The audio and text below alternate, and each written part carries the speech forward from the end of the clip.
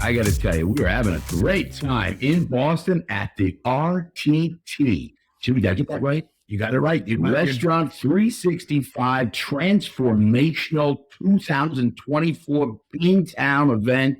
It is awesome. I had a great lunch with a lot of clam chowder. We're talking seafood. We're talking waterfront. We're talking Thomas Edison. I'm talking Ben Franklin. I'm talking Libertyville. That's not even a year, but we're still talking about it. Are we talking about Libertyville? I don't know, but I'm feeling very nostalgic being in Boston. I'm feeling like this is like America started here kind of in a weird way, right? I mean, isn't it right or not really? Am I wrong? Yeah, we'll go with that. Sure. I'm loving it. Jimbo, we got a great guest with us right now, okay? I mean, who doesn't love Burger King? I love Burger King. Jimbo, don't you love a Whopper? Love the Whopper. What if I told our next guest, Theresa Montanero, okay? 70 Burger Kings under her belt. 70 Burger Kings. Jimbo, you know how many Whoppers this on the day? A lot of Whoppers? A lot. Teresa's going to give us the information. Theresa, listen, it's great to have you here in Boston. Great to have you here on the hospitality hangout. Give us a brief introduction about yourself and how you got into the restaurant business and selling Whoppers at 70 locations. Teresa, this is Shatty's Fraser Crane moment. This is like when he's going to get to know you. And Teresa, we want to know how many Whoppers you guys sell a day. Well, I didn't know there was going to be a test. But yes, my name is Theresa Montanaro. I am the regional director for JSE Management for Burger King in New England. So I oversee 52 Burger Kings, where our company has 70.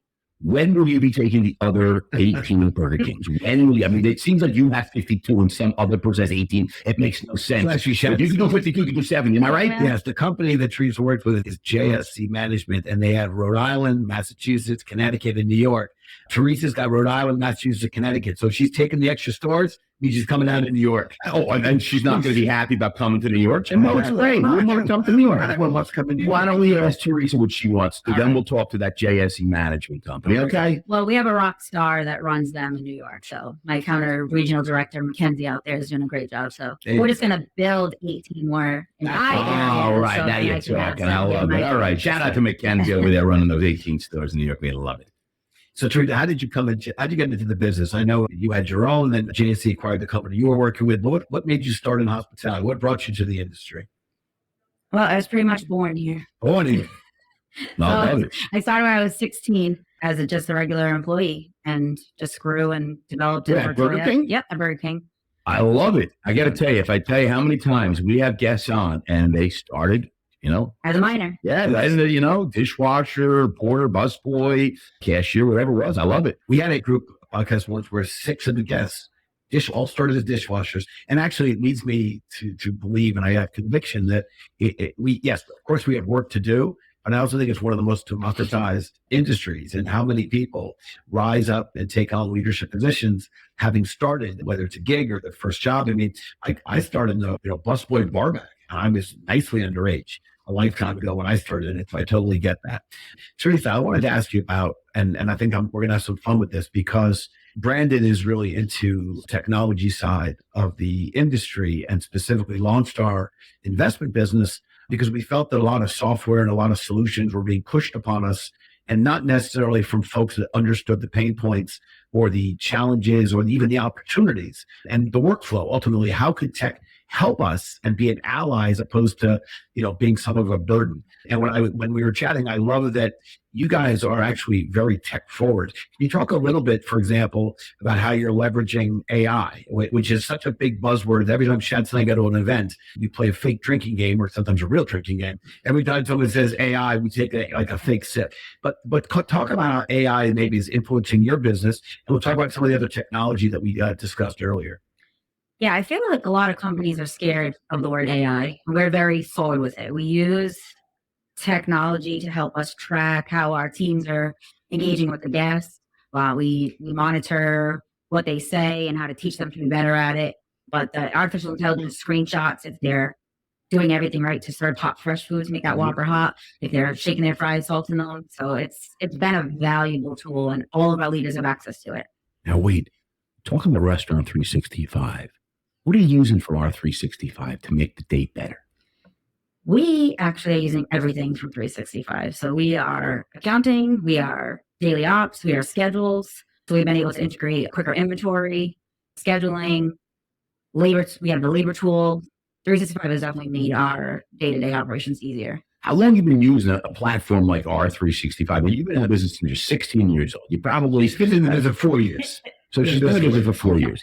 So when you started the business, what was your point of sale system like, and how have you seen technology change and evolve? Because you worked at Burger King and was like, what was it? Was it a cash register? Couldn't you think that kind of thing? Well, this was before credit cards, so but inventory was on paper. You wrote it down. You did the math. What you took in. So you've had really to- seen it all at Burger King. You've seen the evolution of the technology. So how long have you guys had embraced a platform like R365?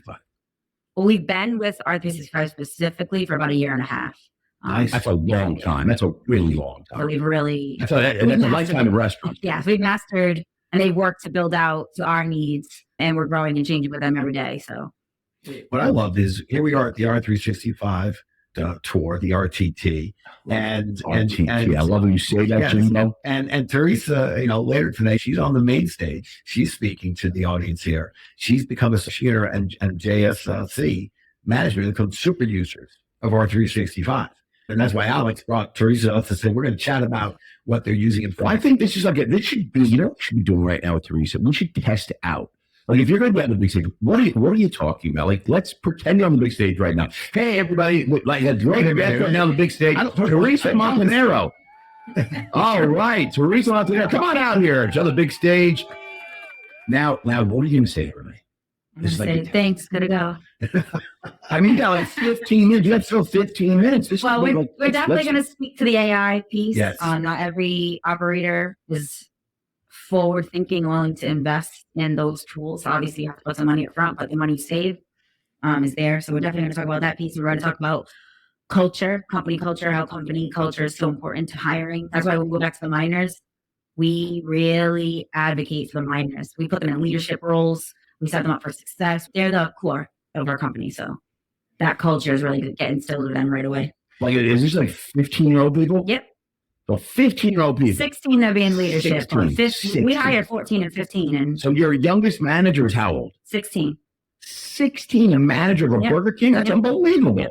I mean, talking about responsibility. But they can do amazing things. These kids are rock stars if they've just given a chance and molded and developed. That's really cool. Actually, you're Tell talking my about kids listen to this podcast, Jimmy. well, you tell them to. My 17-year-old daughter will be one probably tonight. There you go. All right. I love it. So tell me, I think it's a great kind of segue with and from the culture. We've been looking, we're involved with a kiosk company. We're involved with a company called Byte, which we love. And we know there are a few very good kiosk companies. And we've been looking at the data, and it appears to us that there are a number of restaurant groups. Shake Shack has done, I think, a very good job at sharing the data and letting it be known how effective kiosks have been for their stores in actually engaging with guests, and then, efficiencies with using labor in the most, let's say, customer engaging, almost using them as guest ambassadors and success ambassadors. You're embracing the kiosks. And I'd love to hear about your experience. And right now, as you share with me, you're using kiosks with the staff. How's that experience going? And what do you think the roadmap is? And is the guest, in your opinion, from what you're saying, getting comfortable with the use of kiosks and, from your stores, your purview? So currently we have, I want to say 15 locations that have the kiosks. Yep. But we are subscribed to Burger King's new and improved kiosks that are going to be coming out. So we'll have way more very soon.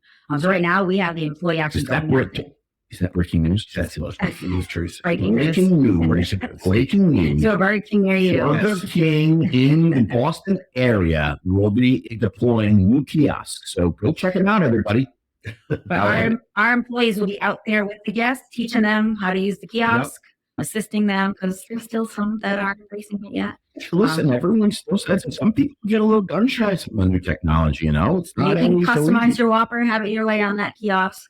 Do Yeah, anything man. you want. What did you just say? Have it your way. Oh, Jimbo. Have it your way. Have it your way. Hold the pickles, hold the lettuce. It's all right. It won't upset us. Right, Pretty Jimbo? good. I gotta tell you, I did Impressive. I did the Dairy Queen song, Jackson Corley. I didn't know this. He did the Burger King. I just know it. I love it. Good song. I want to make this my last question on the tech side of the house, but we love speaking to operators. We call it the hospitality network. It is the most really important part of our little ecosystem and community. because ultimately we want to know what they're thinking about. What are the things that are most important to them? We think it's an industry that is dominated by the acronym JIT, or just in time. So many things operators have to deal with are doing things in real time. Now, a lot of folks talk about building tech versus buying tech. And it seems like your company, you straddle the fence, and you sometimes you build and sometimes you buy. Can you talk about something that you've built? We talked about loyalty, and talk about what JSC is doing with loyalty, because I think it's interesting for the various companies you essentially bought and you're leveraging that came off the shelf. This one you're doing on your own. Breaking news. Oh, you don't break news without telling me. Breaking There's news. breaking news right now happening. Teresa, I'm going live to you right now. Teresa, what's the news?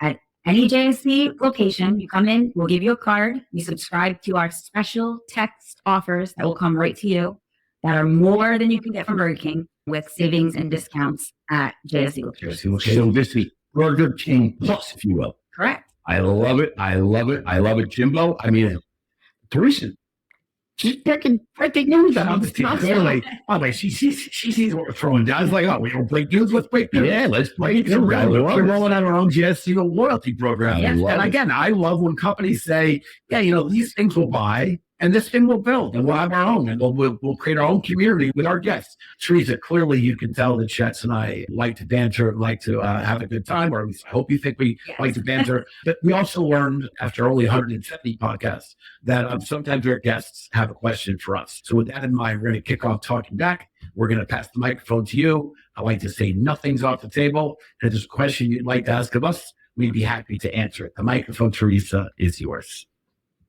Oh my. Put you on the spot. I would like some breaking news. Do you have any to offer? Breaking news. You know what? I will tell you. I'll break a little bit. Jimbo. Well, it was already kind of cracked, and now we're breaking it. Let's do it, baby. We're really excited about. We've done a lot of. We have 49 portfolio companies, and 47 of them fall into the category of either technology and really dominated by B2B SaaS. And have a half a dozen innovation companies, which we define as where hardware meets software, or the IoT. We're really excited about charging ahead with our first emerging restaurant fund, and really working with brands that we think are leaning into tech. We like to say we believe in their C-suite, and we're really starting to spend some time and starting to identify some C-suites and some brands that we think we could really not just do well with and partnering with, but ultimately help them on their journey. But to be clear, be really supportive of their journey. So meeting restaurateurs left and right and trying to figure out the first few that we'll be getting behind. So that is is Burger King an emerging brand? Does that qualify as emerging? I don't think Burger King necessarily qualifies. That's already emerged. I think it may have emerged. That is already emerged. The fact that you know the jingle, you know the song. I think you have a jingle that you can hang out like that. I think once you say you emerge. I love it. This is exciting for us, because this is migrating not just tech, but ultimately kind of filling in or completing the flywheel of tech forward operators, and now getting behind them and hopefully going to contribute to the growth of their organization. Jimmy, what's that sound? Oh, that's the Feud. What's that sound? Feud. Teresa's legs are moving. Her hips are shaking. She knows the Feud. Jimbo, This is an emerging game show. producer is saying it's time for the Food Service Feud Tuesday Trivia Edition. Theresa Montanero, are you ready to win some fabulous prizes? Oh, we got my. great prizes. Yes. All right, we got great prizes here. It's the Food Service Feud Trivia Tuesday edition here in Boston, Beantown. Listen, Teresa, I'm going to ask you a question that we already surveyed 100 billion people through LinkedIn every Tuesday. We asked 100 billion people a question. I have the 4 top answers on the board. I'm going to ask you and Jimmy, I'm going to actually give you the answers, and you tell me which is number 1. Okay? Okay. Jimbo, get your buzzer ready. I'm ready. Teresa, buzzer ready. All right. Which was the first food eaten on the moon? Was it ice cream, bread, pickles, or you didn't go that? I already know number 1. I need to say the fourth one. Or bacon? So I get it. Go, Teresa, guess. Ice cream.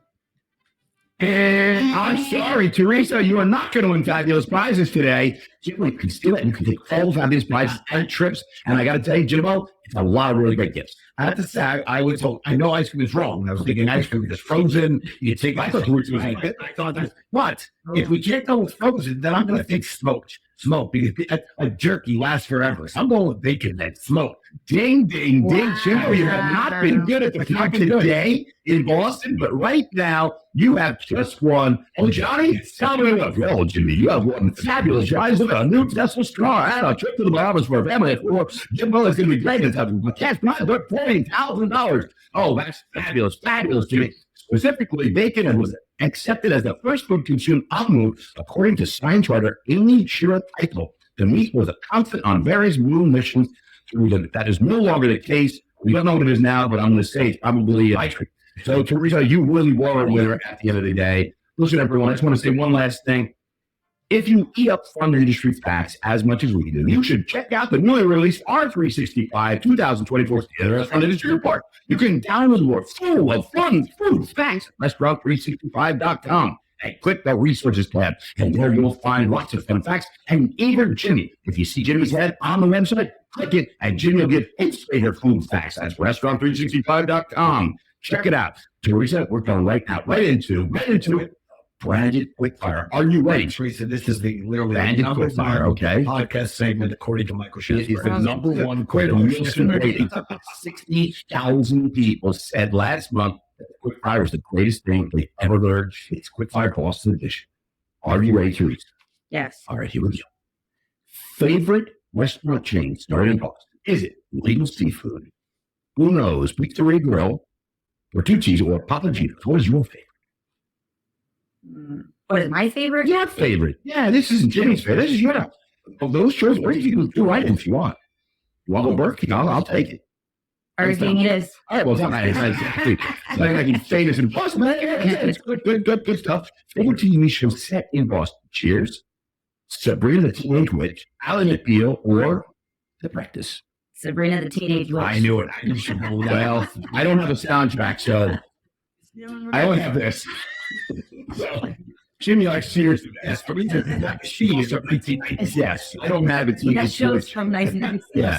So Sabrina the Teenage Witch is old. if you come back tomorrow, I'm going to have the Steve vote for Sabrina the Teenage Witch. Okay. Okay. I thought you were going to say Yeah. Cheers, so I went with Cheers, but I was wrong. Okay. Favorite Boston-born celebrity? Is it Marky Mark Wahlberg, Uma Thurman, Ed Norton, Barbara Walters, or Conan O'Brien? Definitely Marky Mark. Oh yeah, how good is Marky Mark looking like that? All the I will come on. I mean, the guy, honestly, for a 7-year-old guy, he's unbelievable. Really. All right, ready? Red Sox, Celtics, or Bruins? Well, Patriots. Red Sox. If you're a challenge, Jimmy Ryan, to compete for the best time in the world famous Boston Marathon, Jimmy and I are going to run the marathon with you. Who do you have better odds of beating? You, me, Jimmy. Boston Marathon. It's a long run. It's a cold day. It's about the distance of a marathon. Jimmy just ate at Legal Seafood. I just went to Papagino's. You were at Legal Seafood Grill, and now we're going. Who are you going to beat? I'm gonna beat both of you. I love it. I love it. There you have it. Theresa Montanero is going to kick both our asses in the marathon. Jimbo, I love it. It was great having Theresa as a guest on the Hospitality Hangout. Doesn't get better than this. Doesn't get better than that. Am I right, Jimbo? I agree. Theresa, thank you so much for sharing some insights, sharing some stories about the tech you guys are embracing. One last question. One last one. One last one. Yeah, you got how many Whoppers you guys sell a day? A lot. A lot. A lot. Come on, you got to give me a lot. I mean, in your 70 stores, how many? I mean, you have 52. Now you're A day? Now you're taking the question A week. And Yeah. just a number that Jimmy can sink his teeth into in his headline this week and say, hey, you know how many Whoppers they sell? Theresa dropped the knowledge. I'm good. I got shout outs for Theresa for this weekend's newsletter. All right, well, listen, this was great having you here and looking forward to hanging out with you later. Yes, thank you. Awesome. Theresa. Thank you, Theresa.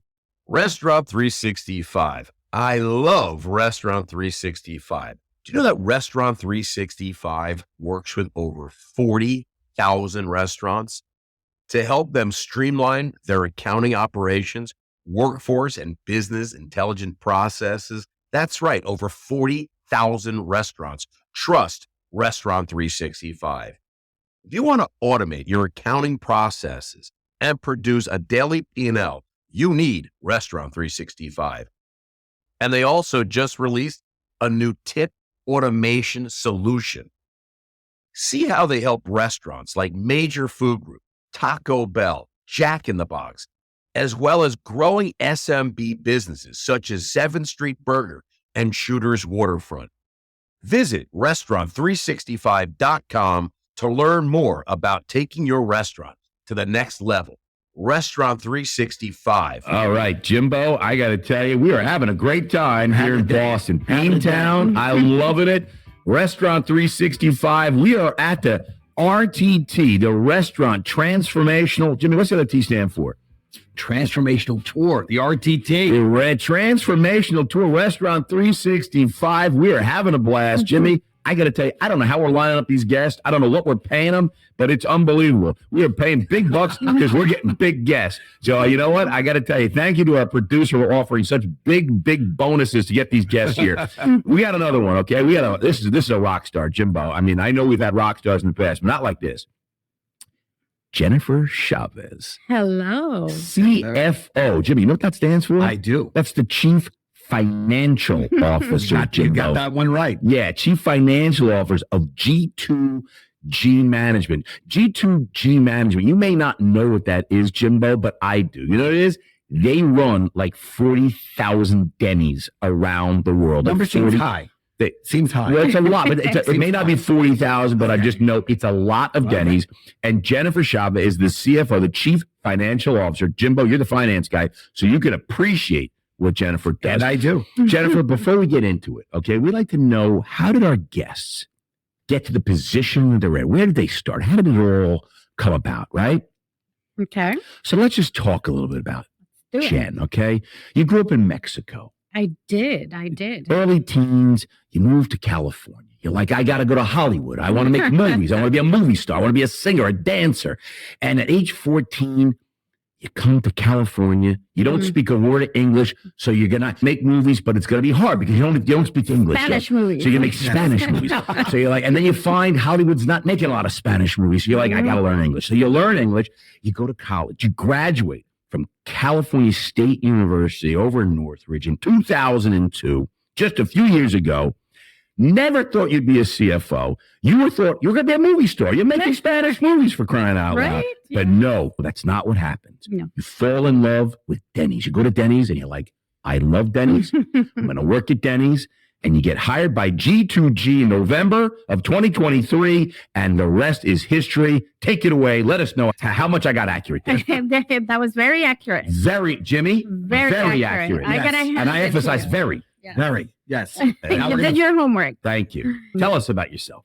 Yeah, so I did grow up in Mexico, and I got here when I was a teen. I came here looking to make a living, not movies. Just my mom came over 2-3 years before we did. I may have gotten that wrong. So, no movies, just, trying to get away from poverty, really, and just put myself through college, worked full time, went to What was your school first job? full-time. What was the first job for you? I was a waitress at I love it. a retirement home. I love it. So Yeah. you started writing hospitality. Started so you're writing waiting tables. hospitality. And you could, once you got in, you're like, forget Hollywood, forget movies. I'm sticking to this. I love it. I love it. So I put myself through college and then got married, ended up moving from California to Nevada. Now I've been in Las Vegas, Nevada for about 18 years. And here we are. I love it. Yeah, I started as a staff accountant, worked my way up in different industries. So what was your first, so from being a server at the retirement, that's your first entree into hospitality. Yes. What was your first opportunity to start, working with numbers and start getting into the financial side? So I worked at Karl Storz Imaging, which is a German-based company. So it wasn't hospitality at that point. It was just got it. Yeah, and I was a staff accountant there. And I've worked in a lot of different industries, right? Banking, manufacturing, technology. Yeah, Jimmy did also. He was a banker, but you know what? Hospitality just sucks you back in, man. It does. It sucks you back in, man. So G2G, you guys are the largest Denny's franchisee in America. or you're certainly one of the largest, right? One of the largest. One of the largest, okay. But let me ask you something. So you're in Las Vegas, Nevada, and you've got all these Denny's. What brings you to the conference here in Boston? What brings you to Bingtown? Can't be the weather. Is it the chowder? Is it the clam chowder? The clam chowder. Jimmy, definitely. they all come to the chowder. They all come as a chowder. No, we are implementing Restaurant 365 right now, and we're in the middle of implementation. We wanted to come and check out what else is out there for Restaurant 365, we're implementing the accounting portion. So we wanted to come in, see what else is out there for operations and everything else. But really, you came here to be on the podcast. I mean, that was the real draw. Am I right? Yeah, for sure. For this conversation that she's having right now, you got the answer right. No, I mean, because I know Just Jennifer was never coming to this conference, but then when she heard the hospitality hangout with Shatsy and Jimmy, she's like, I must go. You told your husband, you told the whole family, I'm leaving. I'll be back in a couple of weeks. I got to go. I need to be in this podcast. There you go, Jennifer. I appreciate it. Good answer. This is the kind of guest we need, Jimmy. This is our kind of guest. Actually, this is our kind of guest for so many reasons. I talk a lot about while our industry certainly has work to do, as so many others do, and improve upon, but I still love that this is one of the most democratized industries and stories, Jennifer, like yours, about starting, front of house and being a gig or a shift worker, and now becoming the CFO again of one of the largest Denny's franchise groups. It's a great story. Great story. Great story. I mean, look, isn't that what? I mean, I'm going to be a little nostalgic right now. Well, is that what America's all about? Stories about immigrants who have come to the United States not just to better themselves and their families, but now you're a mentor to others. And I think that's incredible. We are very active in the tech space. We do own and operate. We're a small operator of some stores, restaurants, all in New York City, but we love what's going on in this digital transformation. And that's one of the reasons we're such a big fans of R365. But can you share a little bit about the role that technology, maybe is currently playing in how you're running your area? And you're obviously getting to know R365. They're good friends of ours. We're huge proponents of what they do for operators. But talk about your department and what tech is doing for your needs. I'm definitely a big advocate of technology. And, staying on top of technology just gives us better data, gives us better information, gives us faster, accurate information that we need to provide our operations with, our owners with. And so I'm always a big advocate. I've been in quite a few implementations in my other jobs. So Restaurant 365 just made sense. When I got to the company and I thought... let me ask you this. G2G, I mean, you got all these restaurants, all these friends. What were they using before? I mean, they're just using a paper and a pencil. But the abacus, Jimmy? It's called a pencil. A pen and paper. Is that what it was? No, we were using Sage. Oh, yeah. No, look, I know Sage for a long time. Jimmy, you know Sage. It's been around for a long time, but it's not unique to the restaurant space. It's not. And it's like QuickBooks. It can do a lot for a lot of industries. Exactly. Which is good. But what I love about 365 for us as users of 365 in the restaurants, because restaurants are so unique, it's built for restaurant operators, by restaurant operators. So it really understands inventory and purchasing and food costs and recipes. It really understands the systems, Correct. And it gives you a lot of data. Jimmy, now you're talking Jimmy's language. You start throwing data out, Jimmy starts getting crazy. I will say, I am loving that our industry, because I left this world for quite a few decades and went into the financial markets and returned to it. And I was always amazed at not just how antiquated and analog the industry was from tech. And clearly that's changing rapidly, and a testament to R365 for their transformational tour, the digital transformation. But data, I still feel, is underweighted as terms of how the operators are using it. And I think what you're commenting on is so important, that the data is going to help you make better decisions, better informed decisions. Correct. Your gut, your instincts will still be key drivers of the decision-making process. But imagine how much smarter your gut and instincts will get, or how much sharper if you actually have data to support and help you make these decisions. I told somebody today, I'm like, I don't mind you thinking, but I'd like you to have some numbers when you're doing your thinking, have some data and analytics to be able to support your thinking. I was waiting for you to say data. Is it data or data? Jen, what do you say? I say data. I say data. What do I say, Jimmy? What do I say? Data. Data. Damn it. Should I not be saying data? You know what, Shats? You do you. Am I saying it wrong? I mean, Yeah, I don't think it's right or wrong, but is it like potato, potato? No, it's potato. But it's tomato. Tomato? So it's data. Data. But you do you. I don't know even how I have to go back to my roots. Like, what did my dad say? As long as people understand you, it's good. I mean, I don't- take it but from a I gotta- person that learns English. Yes. Do you understand me, Jennifer? Yeah, Do you understand me? I do. All right. See, I Jennifer do. understands me in more ways. Yeah, she really does get you. understands. She I gets me. get you. She gets I me. get Here, thank you, Jennifer. I appreciate Jennifer that. takes it multi-dimensional level. Yeah, this is awesome. I want to know what's next for G2G. You guys are here. Are you growing? Are you expanding? Are you going to embrace being a Denny's shop? Are there thoughts of other franchise opportunities? There's others coming for Others sure. coming. Yes. By the way, Shatsy, you're not Is that going- breaking news? Thank you. We that have was a late. where are plans most for of the 2024. Yeah, so plans. where are most of your Denny's locations? Nevada and Colorado. Nevada and Colorado. And so in Nevada and Colorado, so you got like 30 some odd locations spread across both of those states, right? And California, but most of our shops are in Nevada and Colorado. So when you jump into the CFO role over there, what are you most excited about as you start implementing Restaurant 365 and moving away from Sage? And there's nothing wrong with Sage. It's a terrific product. It's been around for 100 years. Mhm. What are you most excited about? Which module, which piece of R365 are you excited about getting in? There's so much. It's a very robust platform. I think at our restaurants, I think we probably use 20%, and it's incredible. I mean, to use all of it, it's a lot. But what are you most excited to get going, and where do you think you're going to find the most for you? What's the most beneficial part for you as a CFO? I believe dashboards is going to be a big thing for our owners.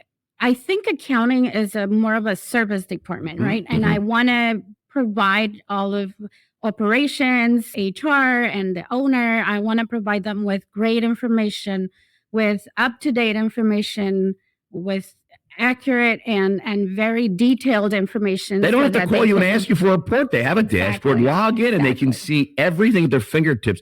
And in most cases, it's real time. Yes. In most real cases, a lot time. of it's real time data. You can see sales. I mean, you can see a lot of things as they're happening, which to me is unbelievable because back when I started, I mean, you got to wait for your accounting firm to like do numbers and reporting and get your Right. quarterlies. Now you can see, I mean, literally what's happening. And I think what's so important is you could really make actionable decisions before it becomes a real big problem. You can catch it Yep. early on and react fast. So you see something happening in real time, it's not working right. You can fix it, Exactly. which I think is awesome.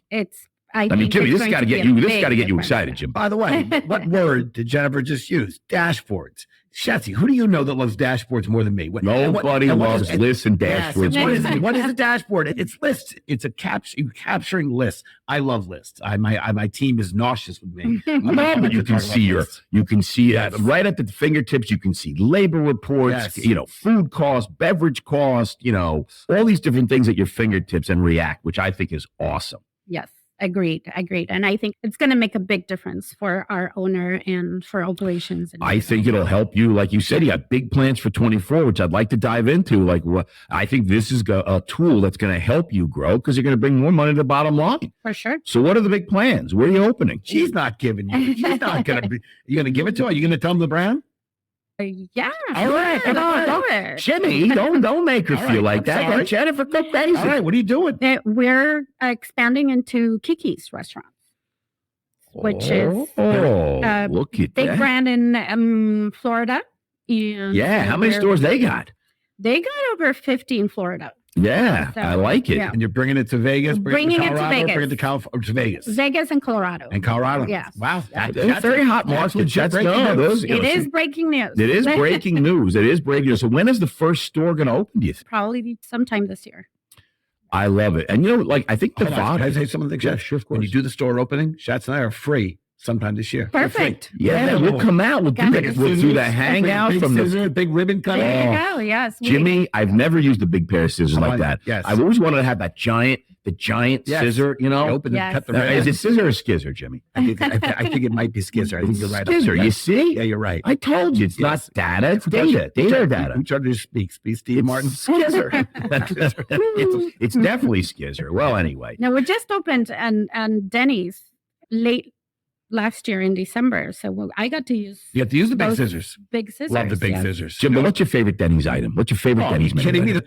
There's the OG of the Grand Denny's. Slam? The Grand Slam. Yeah. By the way, my For grandmother, whose birthday was just actually, would have been 112 this week. She used to take my brothers and I to Denny's. Mhm. And we used to get the Grand Slam, which I thought was, she lived down in Florida. We were in New York City. She'd take us to Denny's. And we Yes, thought the yes. Grand Slam was just like the most awesome thing. It had everything. You know, it's like a Grand Slam. It- took it the is Grand a Grand Slam. Slam, yeah. Well, how many? Let me ask you.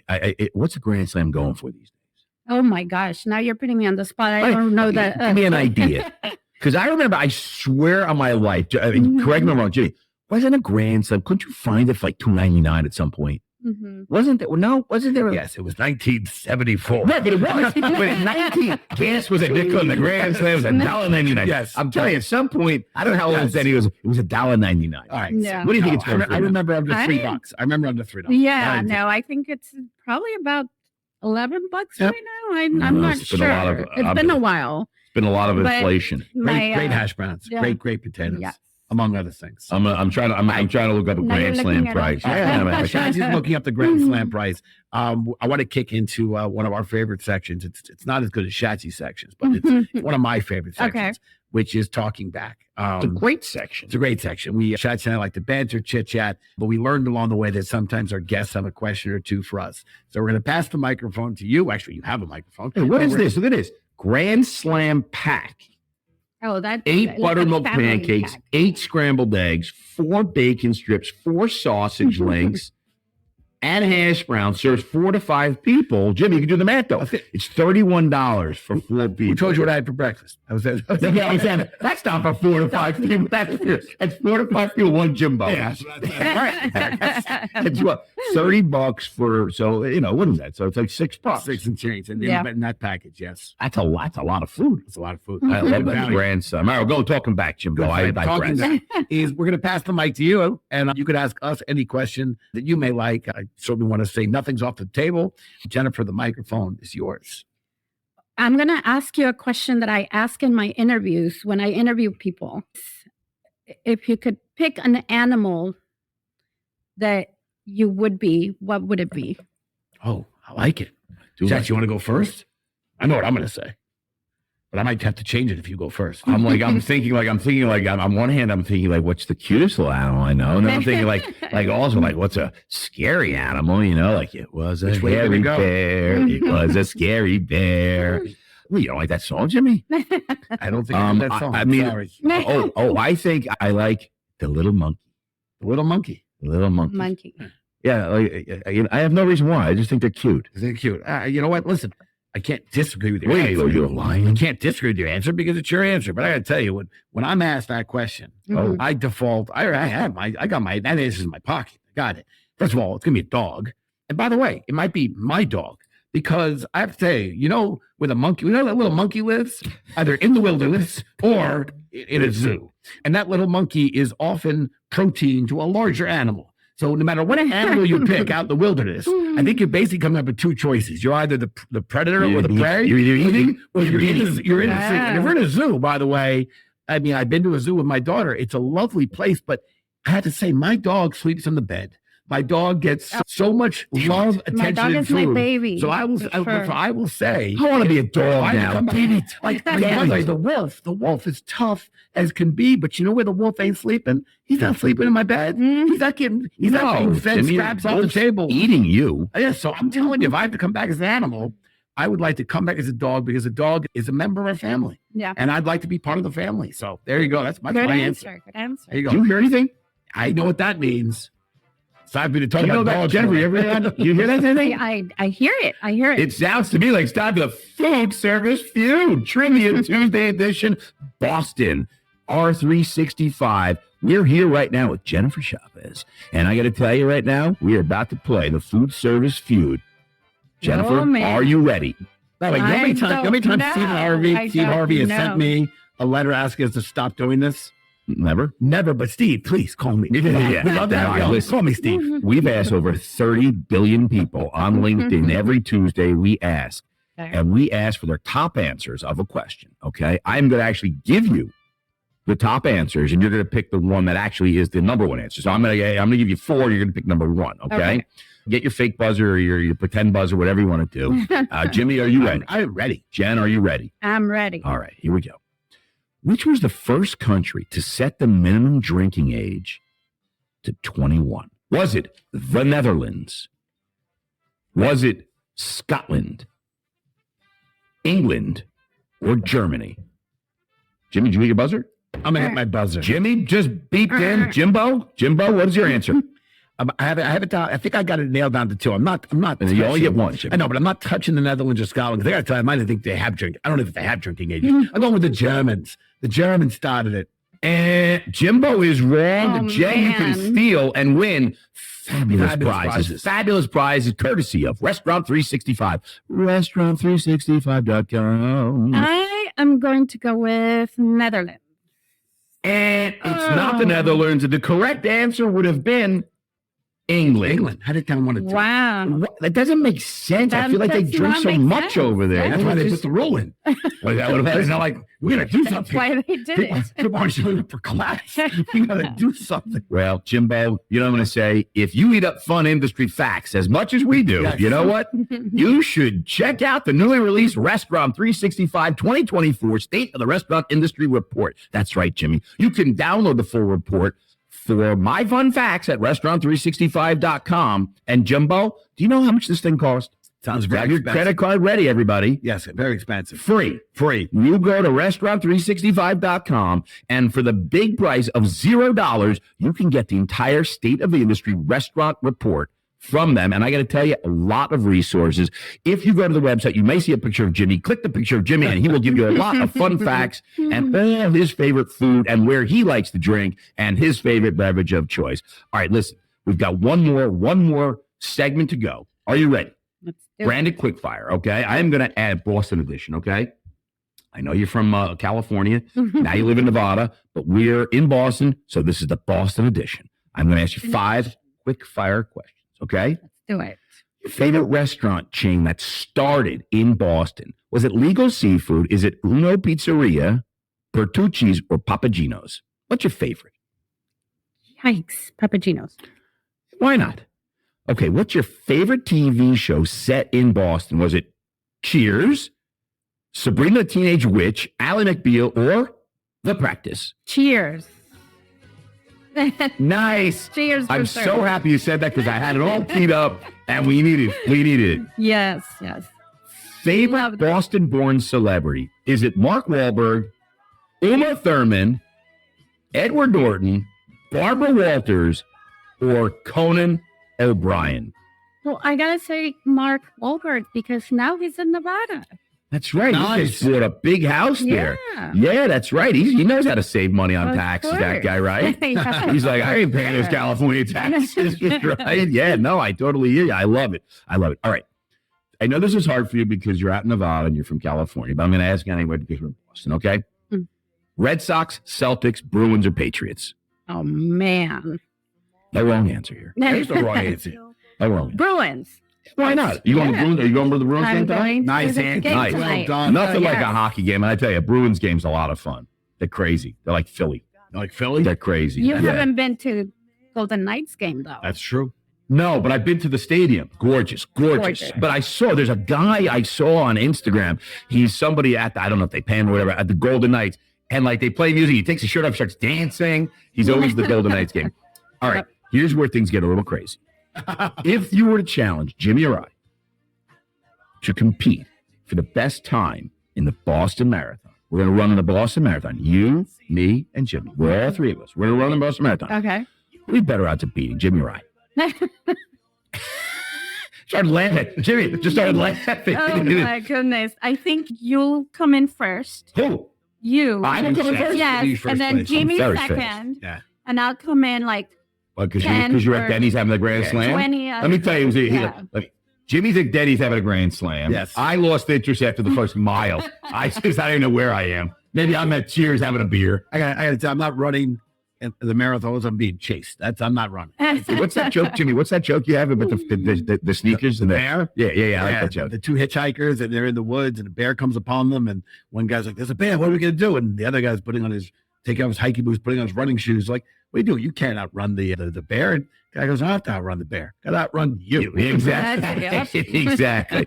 I got to tell you, Jennifer, this was awesome. It was awesome having you here. It's so exciting to have you on the Hospitality Hangout. Love what you're doing. Congratulations on all the success. Thank you. And can't wait to get you back on the Hangout after you get R365 implemented, all these new restaurants open, to find out how great it's been, you know? Yes. Have a great time tonight at the Bruins game. Thank Let's go you. Bruins, Thank you. all right? Thanks so Yeah. much. Thank you, guys. Restaurant 365. I love Restaurant 365. Do you know that Restaurant 365 works with over 40,000 restaurants to help them streamline their accounting operations, workforce, and business intelligence processes? That's right, over 40,000 restaurants trust Restaurant 365. If you want to automate your accounting processes and produce a daily P&L, you need Restaurant 365. And they also just released a new tip automation solution. See how they help restaurants like Major Food Group, Taco Bell, Jack in the Box, as well as growing SMB businesses such as 7th Street Burger and Shooter's Waterfront. Visit restaurant365.com to learn more about taking your restaurant to the next level. Restaurant 365. Jimbo, I got to tell you, another great guest. I mean, right? Isn't that a great? Those are great stories. Yes. I mean, you're another person starts out as a server, 16 years old, CFO. Yes. Yep. Running 30, 40 stores. It's just so great in this industry. I say it all the time. We have work to do like so many others. Of course we do, but the democratization, this industry. It's awesome. Yes, I got to tell you, you know what? We got another great guest, rock star. I got to tell you, we just had Jen on. You know what we got here? We got John Hernandez, who actually is the CEO of G2G. Yes. Right? So, I mean, technically speaking, I guess you're Jen's boss. And, you know, I mean, I don't know how I haven't seen the org chart, so I don't want to make any assumptions. You know, Jen could be the CFO, and maybe she's John's boss. But you know what? All I know is we got John Hernandez here, the CEO of G2G. So they've got exactly like 14,000 Denny's across the globe, opening up more every day. Opening up more every day. It's great to have John here. John, let's jump into it, man. Tell us a little bit about how you got involved. And you're based out in Vegas. How'd you get involved in the restaurant business? And let's dive into it, man. Well, so I had previous experience when I was much younger. I worked for a Sizzler franchisee. Oh, remember Sizzler, Jimbo? Yes. Man, Those those were good. Yeah. Those were good. I was a general manager for him. And after about 7 years, I got solicited by a bank, local community bank. And I ended up going from teller to Became a banker.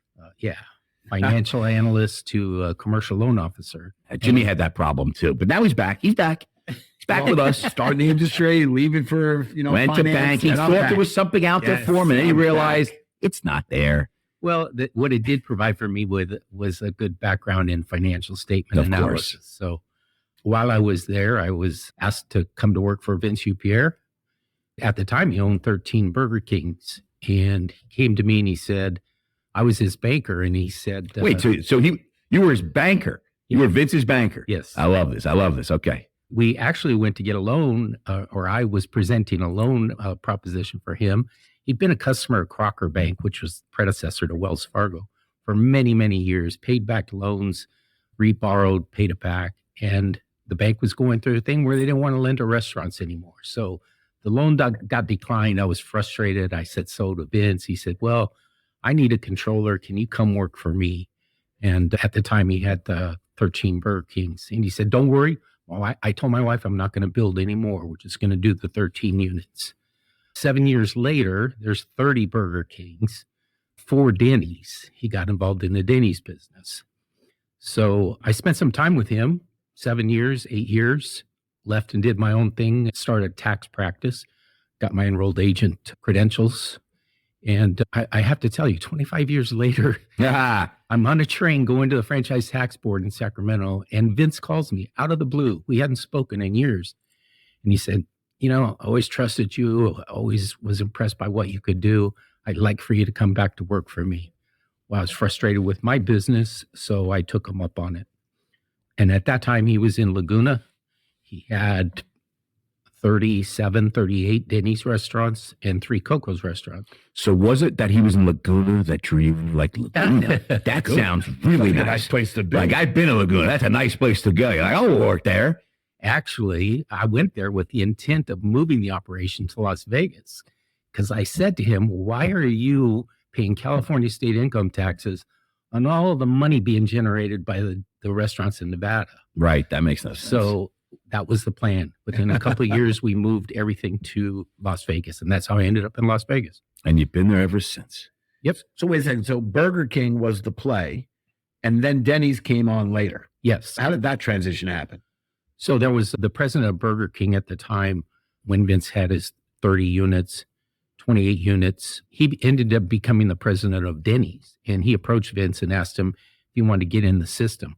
They were, it was at a time when Denny's was going through a rough patch on race, and they were looking for operators or franchisees that were, had some ethnicity. Mm-hmm. And he knew Vince was a good operator as a Burger King operator. Sure. So he invited him into the system, and he allowed him to buy a store in Riverside, California, and from the corporation, and took off from there.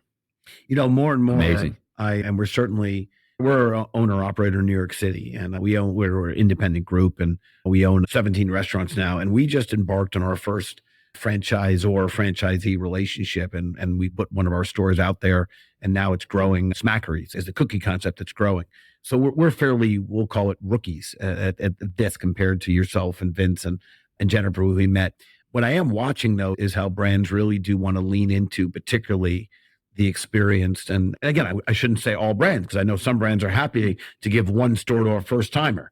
I don't see that often, let's say, being a recipe for success. Can you talk a little bit about, because you guys have now been a Burger King valued you, and then the president of Burger King goes over to Denny's, and Denny's values. But talk a little bit about, what makes a franchisee let's say, very desirable for a franchisor or a corporate. Maybe some of this is obvious to you and maybe even the Shats, but I think to a lot of our listeners, I'm not sure they'd understand the difference. But what makes a group like G2G, desirable and coveted to take on a brand and be trusted with these brands? Well, I think, number one is Jimmy, great question. Oh, thanks. Number one, Vince has always been a great operator. Like I said, when he was a Burger King. But how old's Vince now? He's 82. 82. So this guy's got, so Vince was like one of the, was he one of the early Burger King guys? Oh, I don't know if he was that early. Let's just go with it. It's good podcast stuff. He was the first Burger King franchise operator. Let's just go with that because it's good. That's good. That's gold. Podcast gold. But Vince was the first Burger King franchise operator ever. Yes. So that's his idea to call it. They just called it Burger. He said King. This guy, he came from Cuba and he didn't have much in his pocket. He started out as a dishwasher and became a Burger King employee. It's another one. Became another one. Restaurant manager, and they actually came to him, wanted him to buy the Burger King in Rialto, California. Mm-hmm. And he said, look, I don't have the money, but they ended up working out a deal. And he, and this guy was a dishwasher.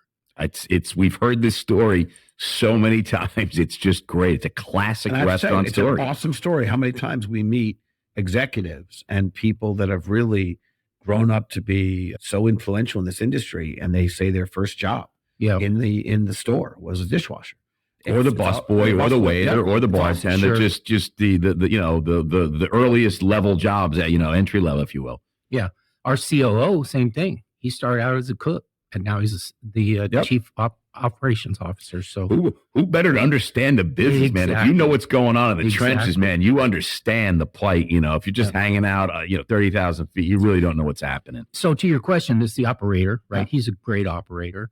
But I think the other thing, which we've been very successful at, is expansion, right? It makes a franchisor look good when they add units. Mm-hmm. And Vince has always been an aggressive in his growth. Like I said, when I started with them before in the Burger Kings, we had 13, and in 7 years they had 30. So we've been doing the same thing with the Denny's. That's awesome. And I got to tell you, it seems like the you guys are in the Colorado and Nevada market. It seems like it's really growing. I hear so many people the brands are starting in Colorado. I hear more things are happening in Vegas and Nevada. It just seems like the market's really hot there. What's your take on that? Is it any? Sure. Las Vegas it's been growing for many years, and it looks like it's going to continue to grow. There's a lot of Californians migrating to Nevada, Las Vegas. I mean, Marky Mark, right? Isn't he the big one that just moved there? I mean, right? Knocking down the Golden Nugget. Yeah. He can build his house. Yeah. That's the A Stadium. Sorry, never mind. Yeah, but then I heard, wait a minute. I heard the mayor in Las Vegas doesn't want the A's. What's that about? I don't know. I then I heard of a mayor not wanting a sports We team. do. We've got a store on Koval and Tropicana, and the Flamingo Hotel's right behind us, and that's where they're going to put that. Did they blow it up yet or not yet? No, not yet. Usually they put that on TV. It's a very exciting time because they blow those things up. But as an operator, don't you want that to happen? Oh, sure. I mean, it's great. Yeah, I think it's contributed to our growth. The Jets played the Raiders when I was out there for a show. So I went to the new stadium, the Legion, I think it's called. Mhm. It was absolutely spectacular. The Super Bowl's there, right? Yep. Yeah, spectacular. No, but I mean, at that stadium, it's a spectacular stadium. I went to the Jets. I mean, the Jets are not that good. But I mean, it was a great game, great stadium. It's just gorgeous. I mean, it's so convenient. It's like right there. I love it. It's awesome. And it's right across the freeway from my favorite venue, the Vegas Golden Knights hockey team at T-Mobile Arena. So there's a lot of sports activity. People going go there. nuts for the Knights, right? Oh, yeah. Yeah. I mean, they seem to be going nuts for the Knights. Yeah, I love it, man. It seems like Vegas is rocking it out, man. Right. So the growth is there. The communities continue to creep out north of the city. And it just provides more opportunities for us. If there's no restaurants out on the north side, then we got to go start looking at sites out there. Colorado, it was not growing maybe 3 years ago, but same thing's happening there. People from California moving to Colorado, especially since COVID, when that whole remote working things came to be. People love the fact that they can go to Colorado, work from their house, and then go out and hit the ski slope. Yeah, but it's more than just that. It's blue sky, like 360 days. You can hike, you can bike. Because I was out there. My son goes to Boulder, and it's hiking, it's biking, it's skiing. It's just, you feel good. If you're not doing exercise and like out there, you feel terrible about yourself. You're like, what am I doing? You have to, because everyone else is doing, so you got to get out there and exercise. Sure.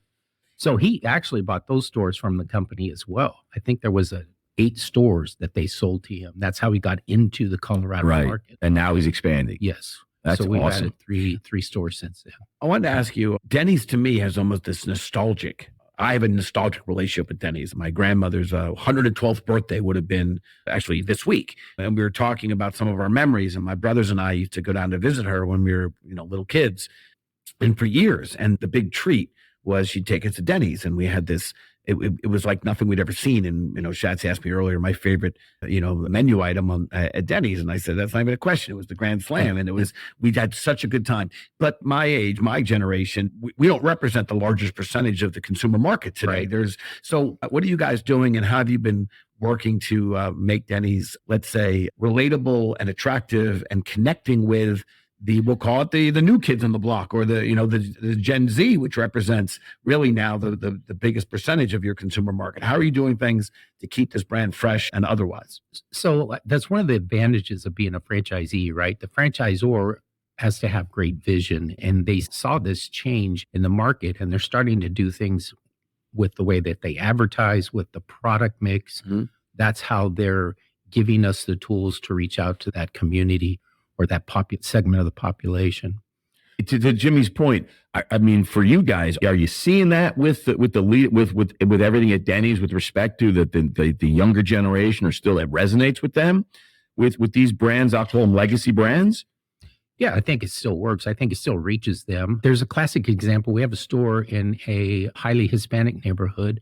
It's probably one of our highest volume stores. So there is some reach to ethnic and age groups. Do you when it comes to like the advertising, the social media, is that something that you guys are doing like on the store level? Are you doing with a whole marketing team to make sure that you guys are hitting the TikTok and hitting the Instagram and hitting that stuff to make sure that the younger mobile phone kind of crew it's hitting them?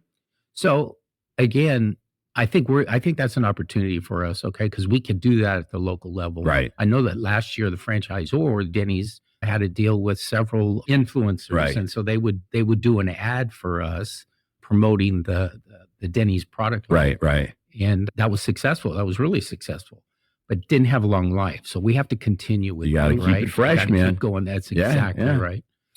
So, We have opportunities through social media, but I don't think that's why, as a matter of fact, we recently took one of our high executive level positions and turned it into a marketing position because we want to focus more at the local store level. I love it. I really do. I got to tell. I know that you've got a busy afternoon ahead of you. We were told very, very strict instructions. Very strict instructions that you have a very busy schedule.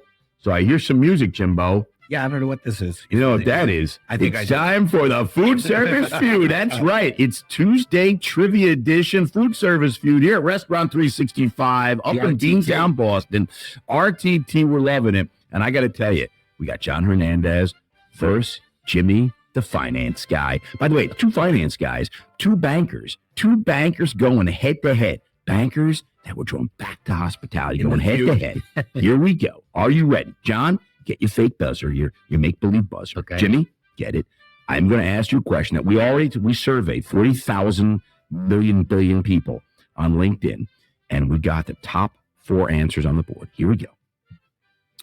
What is the most widely eaten food worldwide? Is it bread, rice, cereal, or soup? Nobody wants to guess. There's nobody. John, did you hit it? John hit it. John hit the buzzer. John, what do you say? I'm going to say rice. Ding, ding, ding. Jimmy has lost again. Jimmy has only won once today. He is not doing well on the food service feud. It is rice. It is the staple food of more than half the world's population. It's been that way for centuries. It's cheap. It's filling. It can be easily grown in a variety of climates. Rice is so important to so many people that it's no surprise that it's the world's most eaten food, Jimbo. I don't know, Jimmy. It's just not your day here. It's just not your day here. I don't know what's going on here. All right. At some point, I want to be able to answer pancakes. Yes. Yeah, I gotta tell you, I think I agree. We have to do that again. It seems to me that pancakes, I don't know, maybe in the world, maybe not so, but certainly in America, pancakes definitely the number one eaten food, I would have to say. All right, listen, we'll go right. I know, John, you got to run. So, Brandon, quickfire, 5 lightning round questions. Okay, here we go. Now, I know that you're of Vegas. How long have you lived in Vegas, by the way? About 4 years. Oh, so you were California before? Yes. Oh, so you're like a new Vegas guy. Yep. Oh, all right. Well, listen, these questions have nothing to do with Las Vegas. So do your best. Don't worry about it. This is the Brandon Quickfire Boston edition. So everything here is related to Boston. And Restaurant 365 invites us to the Vegas tour. We'll do Vegas questions. Yeah, but if we go Murtec, we'll do Vegas questions in Murtec in March. All right, Brandon Quickfire Boston edition. John, favorite restaurant chain that started in Boston? Is it Legal Seafood, Pizzeria Uno, Bertucci's, or Papagino's? What's your favorite? Papagino's. Papagino's. Favorite TV show that was set in Boston? Is it Cheers, Sabrina the Teenage Witch, Alan McBeal, or The Practice? You know it has to be Cheers. Boom. I knew it. He was betting. I knew. I saw John. He didn't download the other songs. Yeah, he doesn't. He's never You know seen. where I hang out. He's never seen Sabrina. He doesn't know what he's talking about. Sabrina. He's like us, Jimmy. Yes. Favorite Boston-born celebrity? I think we're going to know the answer here, but I'm going to. Yes. Is it Marky Mark, Uma Thurman, Ed Norton, Barbara Walters, or Conan O'Brien? I would have to say Ed Norton. I thought you were going to go Marky Mark now that he's a Vegas guy, all right, here we go. This one, it's going to be tough for you, but you're going to have to do it anyway. You're coming from California. You're living in Vegas now. Red Sox, Celtics, Bruins, or Patriots? Or you go, by the way, you can do your own. You don't have to do Boston. Could he run the list by Red Sox, the Celtics, the Bruins, or the Patriots? Bruins? You going to the game tonight? Yes, as a matter of fact. All right, it's going to be a great time. It's going to be a lot of fun. All right, here we go. This is where things get a little sticky, iffy, challenging, if you will. If you were to challenge Jimmy Rye to compete for the best time in that small little race they do here called the Boston Marathon, who do you have better odds of beating? You, me, and Jimmy are running the Boston Marathon. Who are you going to beat? I would be last. Do you think so? Do you think he, I have a bad lower back and 2 replaced hips. There you So All right, Chad. I would walk down to that you and thing. me. All right, so it's just, well, Jimmy, you know me. I'd be at Cheers having a drink after the there you first go. mile, you know. So I think Jimmy would I'll probably finish pull it. it. It'll take me a day. But I'll Well, finish Jimmy ran the New York Marathon, so he knows a little something about it. That's right. So yeah. All right, listen, I know you got to run. This was great. Congratulations on all the success. This is Yes. awesome. Hey, we'll be out in Vegas in March. Hopefully we'll see you after. We'll go to Murtec over at the Paris. Great. It's always a fun. Look, don't sound so excited about that, John. John's like, great. I will not see you there. And if you're doing the podcast, don't ask me to be on it. This is it. No, this was great. He's like, I'm great. telling Alex right now that I'm canceling my Ross 365 subscription. I'm getting QuickBooks. Hey, this is great. Thanks so much, You man. I guys appreciate did. you. Yeah. Thank you. We're talking about Restaurant 365. I love this software. Restaurant 365 works with over 40,000 of the top restaurants in the United States to help them streamline their accounting operations, workforce, business intelligence processes. Restaurant 365, trusted by over 40,000 restaurants. If you want to automate your accounting processes, produce daily P&L, you need Restaurant 365. And they just released a new tip automation solution, which is dynamite. See how they helped restaurants like Major Food Group, Taco Bell, Jack in the Box, as well as growing SMB businesses such as 7th Street Burger and Shooter's Waterfront. Visit restaurant365.com to learn more about taking your restaurant to the next level.